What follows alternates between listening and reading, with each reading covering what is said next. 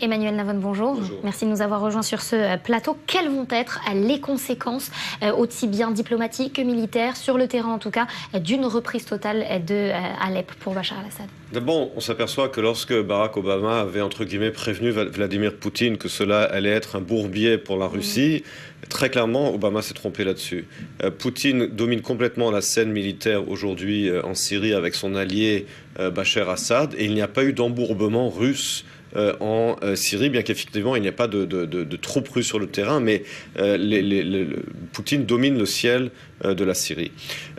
Beaucoup va dépendre maintenant de ce qui va se passer dans les élections. Bon, pas les élections aux États-Unis, elles ont déjà lieu. Quelle va être la stratégie de Donald Trump vis-à-vis de la Russie? Est-ce que Donald Trump va essayer d'arriver à une espèce d'accord, même de facto ou tacite, avec Poutine sur la Syrie ou pas?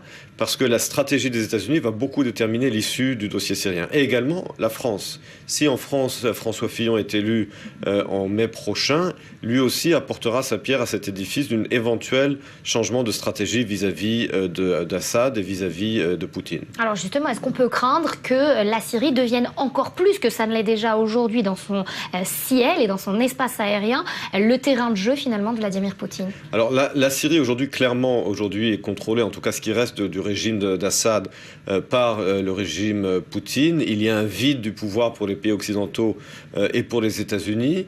Mais là encore, beaucoup va dépendre de l'issue de la lutte contre l'État islamique. Parce que si effectivement on parvient avec les pays occidentaux à éliminer l'État islamique, après effectivement, si les États-Unis viennent avec une stratégie claire, des propositions claires, on peut penser à une espèce de régime international de partition de facto de la Syrie, où finalement, et c'est à mon avis ce que veut Poutine, c'est continuer de contrôler au moins la partie occidentale de la Syrie avec Assad, de maintenir ce lien et cette liaison avec l'Iran, quitte à laisser un espèce de vide politique entre les deux. Mais je crois que la priorité d'Assad et de Poutine aujourd'hui, c'est de préserver la partie au moins occidentale de la Syrie sous leur contrôle.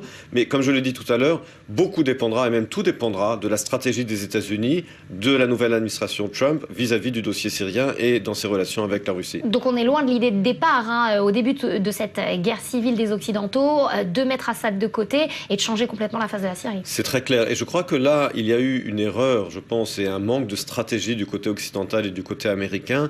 Soit on a une stratégie de réel politique, soit on a une stratégie moraliste. Mais on ne peut pas, à chaque fois, hésiter entre les deux. Et c'est ça, à mon avis, qui a été le gros problème de la politique d'Obama sur le dossier syrien, c'est d'osciller sans arrêt entre une position moraliste et une position réaliste.